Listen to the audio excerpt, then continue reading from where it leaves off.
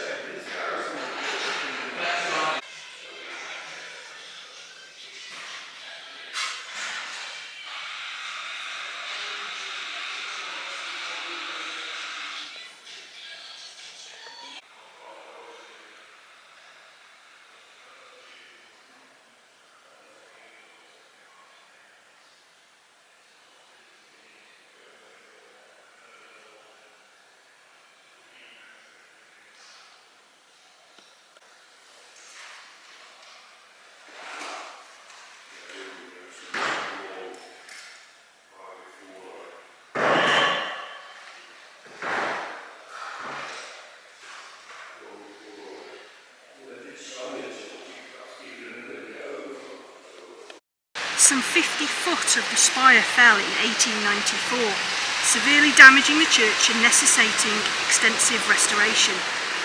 A local vicar suggested that the collapse was divine retribution for the decision to erect a statue to Charles Darwin in the town.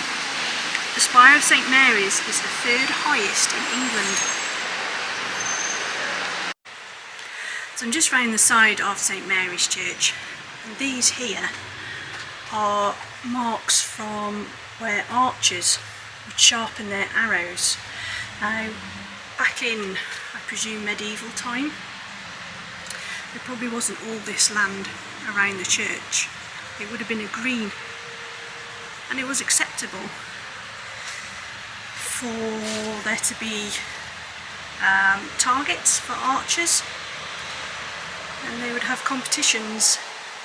So when we say archers, we don't really mean like archers in like war. It was more for pleasure. So they would practice their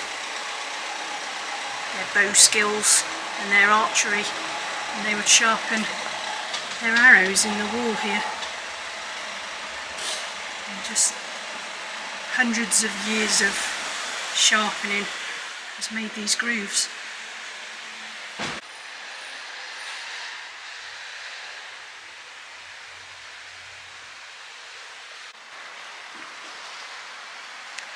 So this is the parade.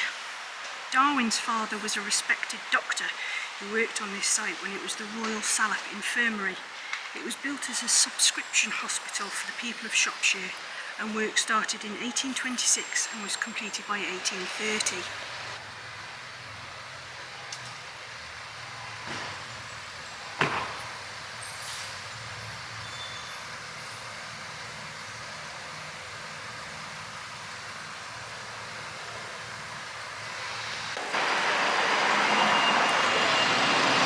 With his desire to understand the world, at 22 years old, Darwin embraced the chance to join HMS Beagle on its voyage of discovery. In August 1831, the adventure began when he boarded a coach and horses from the Lion Hotel, Shrewsbury's premier coaching inn, and headed south to reach the naval vessel. On the 5-year voyage, Darwin collected specimens from animals, plants and fossils from 4 continents. It helped him develop his theory of evolution by natural selection and Right on the Origin of Species, published in 1859. It changed how he viewed the world. Darwin's journey to meet the Beagle almost never happened. The invitation to join Captain Fitzroy came not long after Charles Darwin had returned from studying to become a member of the clergy at Cambridge. Years previously, Charles had also studied medicine at Edinburgh, yet neither profession appealed to his nature. Darwin's interest in the natural world was formed at a very early age, and Robert Darwin despaired of his son and, fearing he would never settle down, tried to force the young Charles to concentrate on his future by refusing his request to join Fitzroy. However, Darwin begged his favourite uncle, Josiah Wedgwood II, for help, and following his intervention, Robert relented. Darwin raced across Shrewsbury to the Lion Hotel to catch the next coach to London, hoping that Fitzroy hadn't already offered his place on the Beagle to another. When Darwin arrived at the Admiralty, he found that Fitzroy had indeed offered his place to another. However, Fitzroy had recently received his apologies and Darwin was able to join the Beagle. Darwin worshipped at the Unitarian Church with his mother Susanna, who was the sister of the famous Josiah Wedgwood. Susanna died when Charles was 8, which caused him to move schools to Shrewsbury School. There are commemorative plaques inside and outside the church. One plaque outlines the liberal outlook of the Unitarian movement, which is thought to have helped Darwin develop his open and inquiring mind.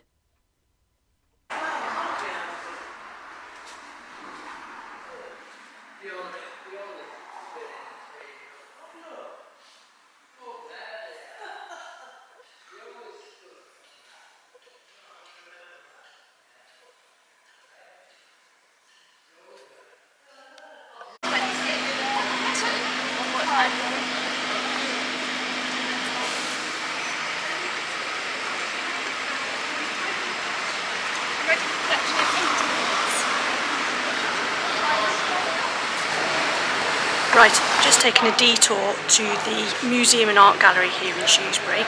There isn't a plaque here, but there is a pretty awesome picture of Charles Darwin inside, so we'll go and find it.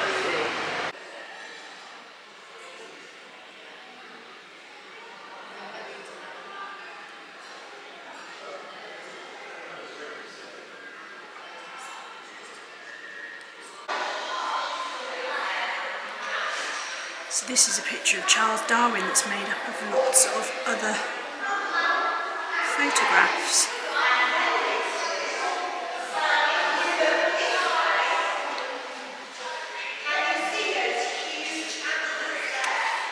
It's called Trying to Find My Ancestors in a Cross-Cultural World.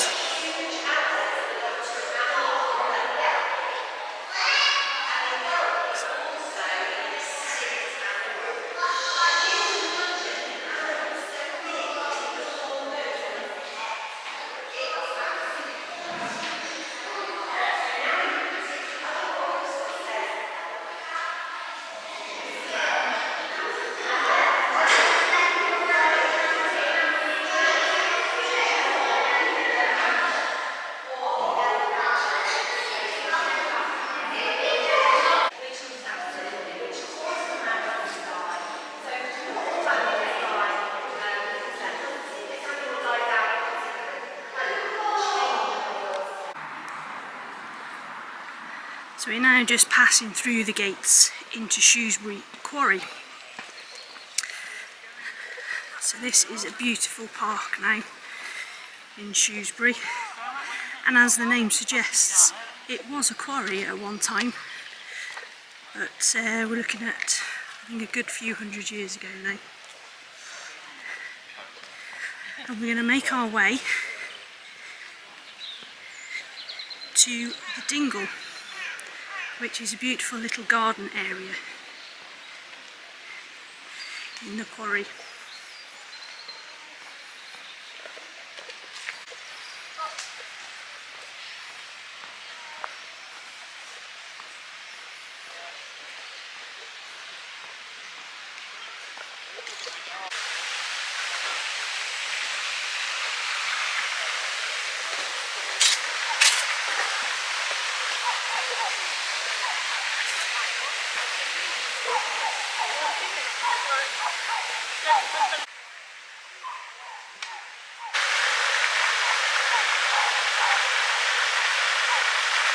As a boy, Charles Darwin loved spending time searching for creatures in the quarry and catching newts in the pond in the dingle.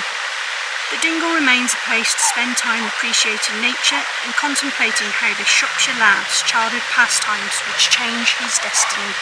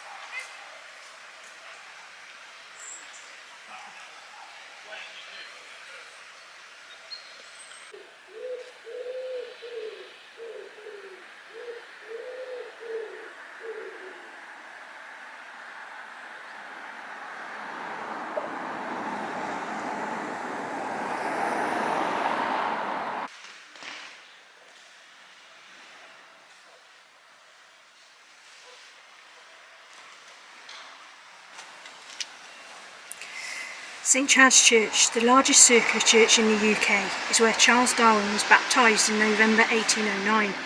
Although Darwin's mother was a Unitarian, a family christening in this Anglican church, where civic services are conducted, would have reflected the family's position in Shrewsbury society.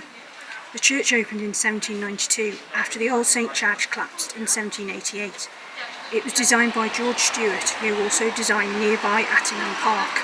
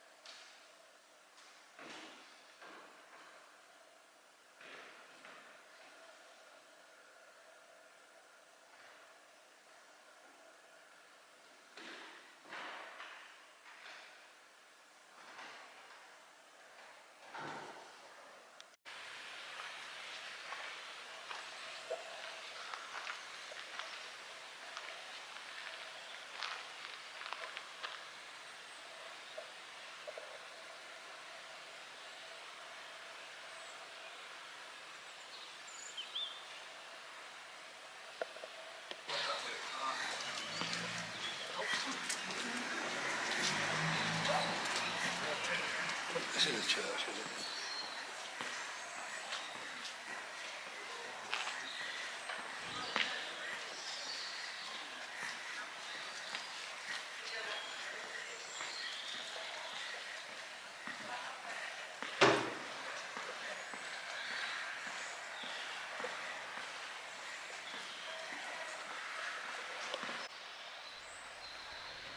Darwin was taught at home by his elder sister Caroline until his first formal education at the age of 8 in 1817.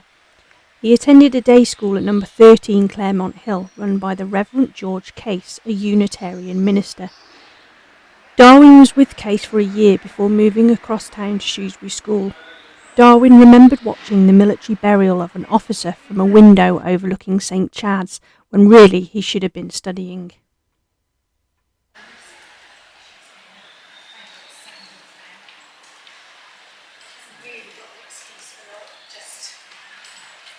Coming by and going,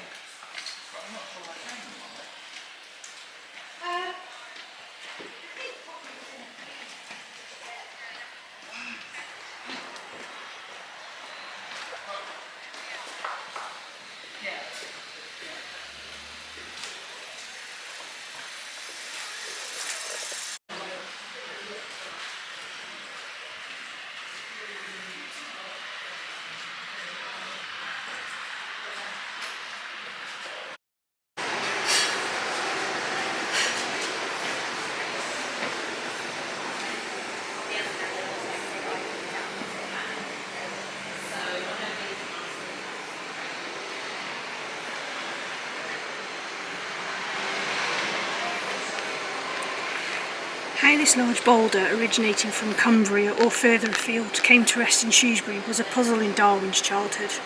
However, whilst in Edinburgh, Darwin attended a geological lecture on how glaciers in the last ice age shaped the land and moved boulders far greater than the Bellstone, revealing the answer to the Bellstone mystery.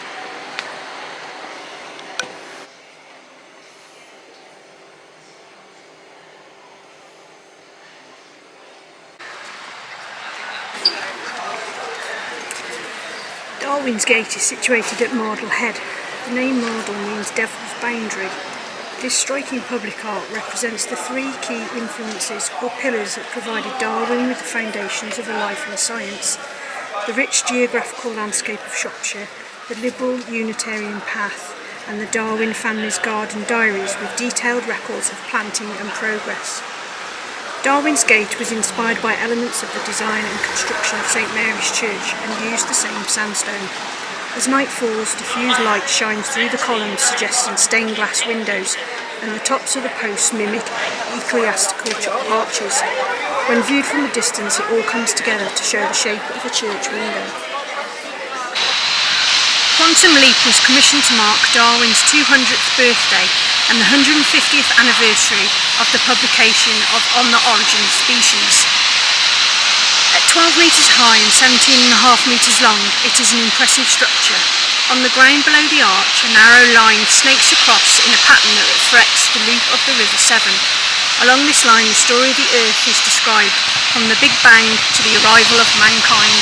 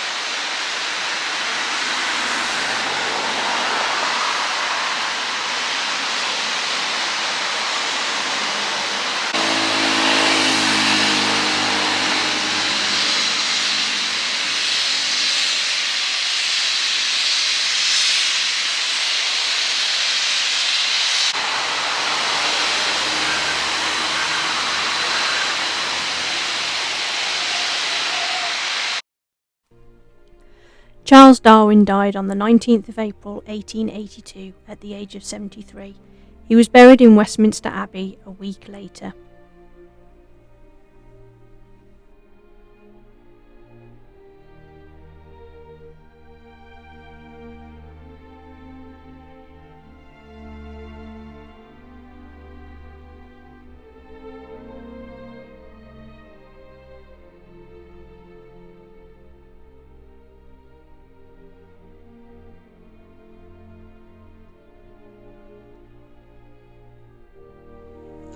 I hope you enjoyed that walk around my hometown of Shrewsbury. It was wonderful to have you along with me. We'll see you next time on another walk with Woodside Walker. Goodbye.